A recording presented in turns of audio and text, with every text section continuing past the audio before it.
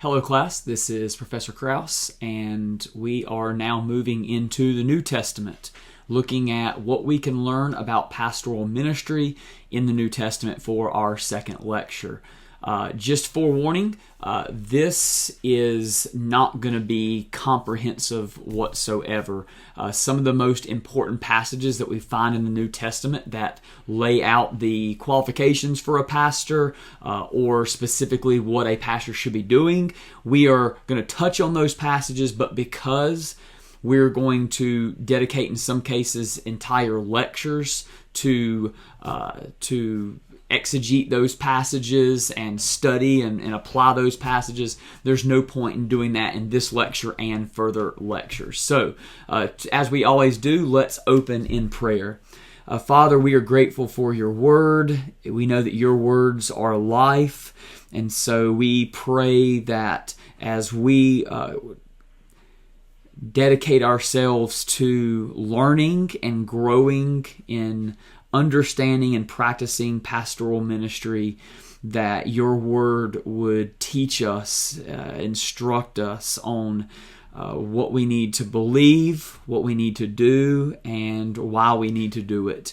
And I pray this morning as we walk through some of the most important passages about Jesus as the chief shepherd and into the church and how pastors are called to serve the church, Lord, that we would all be sharpened, we would all be encouraged, and we would be ready to do anything and everything we can for your glory and the good of your people. In Jesus' name we pray. Amen. All right, so in the New Testament, we not only find Jesus, who comes to save and gather those lost sheep of Israel that we talked about in the Old Testament, but he also, of course, lays down his life for his sheep to save them. So Jesus' ministry, as we find Matthew, Mark, Luke, and John, is not only healing and teaching and miracles, but ultimately, as the chief shepherd, Jesus is going to lay down his life to save his sheep.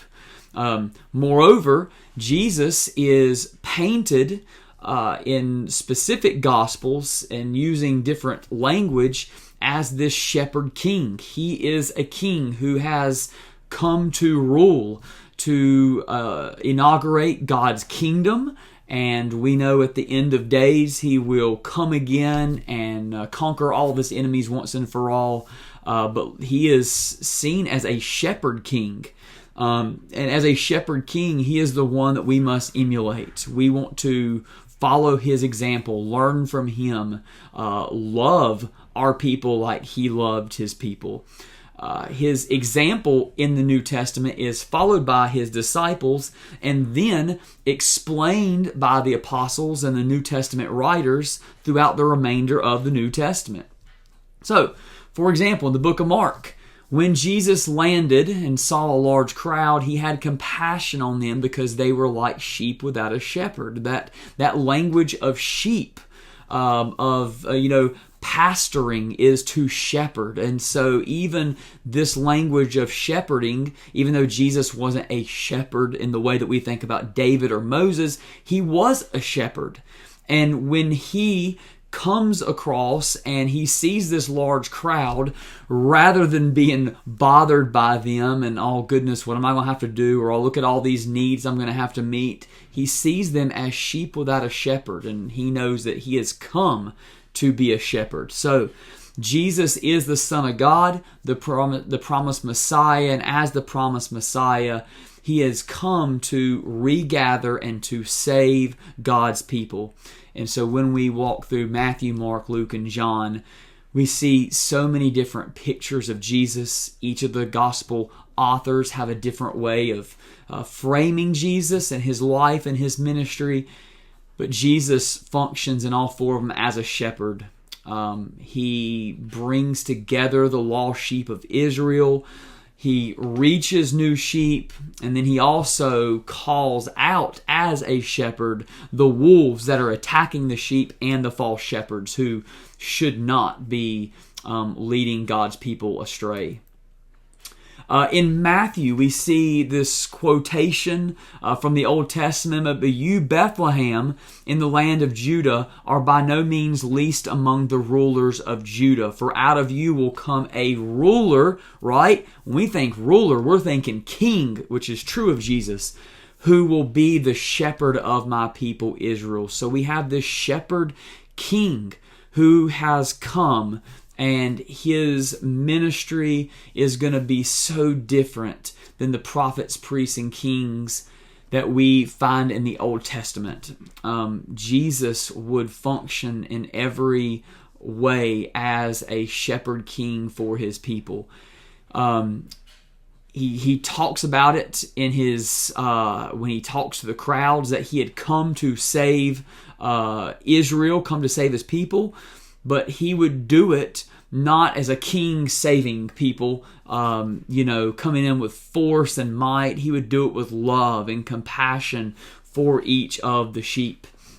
As a shepherd king, we see throughout the pages of the Gospels, Jesus healed his people. Jesus was present for his people. Like a shepherd spending time with his sheep. It's something we see Jesus over and over and over. Everywhere he went, he makes time to be with his people. To be with the people that he had come to save and to minister to. Jesus taught his people. He fed them the word. And then ultimately, Jesus, as a chief shepherd, would lay down his life for his people. Not only his actions, for example, the healing and ultimately dying on the cross for the sins of the world, show how Jesus came to shepherd and to be a king, but Jesus' teaching explained his ministry in terms of being a shepherd. And so, for example, if you are not familiar with John 10, I invite you just to pause and read that first half, because in John 10, it's where Jesus, says, "I am the gate, I am the door," that he is the shepherd. He is the shepherd that knows the voice of his sheep, and he lets them in. He is the chief shepherd who is not a hired hand like the other ones who fake being a shepherd. But then as soon as there's any kind of danger, wolves, cold weather, they scatter because it's not worth it. No, he is the chief shepherd who comes for the good of his people, to heal his people, to shepherd his people, to ultimately die for his people. And then, of course, Luke 15 opens with these parables about seeking and finding. You have the widow who is looking for a coin. You have the shepherd who leaves the 99 to find the one. You have the prodigal son. And so this teaching us about Jesus and his ministry, teaching us about the kingdom of God. But when we think about that parable in Luke 15 about the shepherd and his sheep, it just screams to us the compassion and the determination of Jesus to do whatever it takes to rescue sheep that need help.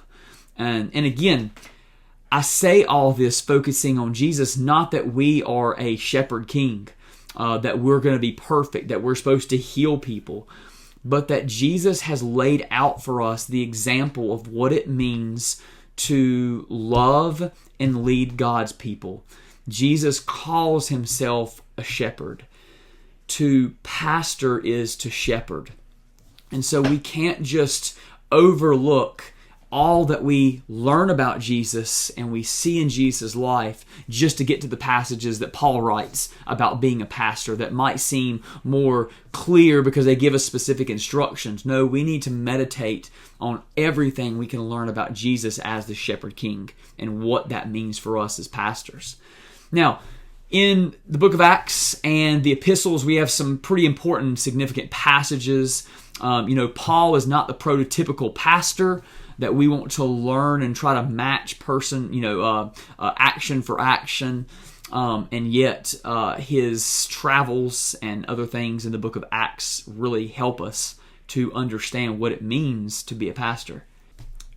In Acts chapter 6, when there is this disturbance in the church, they've grown so much and so quickly that certain widows are being overlooked, and that just can't happen in the church. And so the apostles come together, they pray, they determine that they will devote themselves to preaching the word of God in prayer. And we are not apostles, and yet the apostles in the early church show us the way for when it comes to leading, what it means to oversee, to shepherd the church. And what they determine is that they cannot both do the ministry of the word well and care for every single practical need well. It's not that they don't care for the practical needs of the people. It's not that what their work is more significant than the other work. What they're saying is you can't do both well. And so they understand that there needs to be deacons or servants in the church that would take care of those needs, that God would appoint those, and He sets them apart to do that. Start out with 7, while they will dedicate themselves to the ministry of the Word and preaching the Word and teaching and prayer. And so that's going to be, of course, significant when we begin to think about, well, there are so many needs in the church, and there are so many different ways we can be pulled. What are we going to use our time for? If you have families, if you're doing schoolwork, if you have all the needs within a church, whether you are in senior pastor ministry, youth pastor ministry, children's pastor ministry, you only have so many hours in the day, and you cannot do it all. And so Acts 6 definitely helps us to think through that. In Acts 20, Paul speaks to the Ephesian elders, and he talks about his own ministry and how he poured himself out for the sake of the people, that they would hear the word, know the word, and be saved and follow Christ. But he speaks to the Ephesian elders, and he warns them that after he leaves, there's going to be wolves that are going to come to attack the sheep, and therefore they must be on guard. They must shepherd the people that the Holy Spirit has appointed them, the church, the believers, because they're the ones that Christ died to save. And so Paul speaks directly about what it means to be a pastor and their responsibility to shepherd their flocks. And then, of course, Peter, be shepherds, pastors of God's flock that is under your care.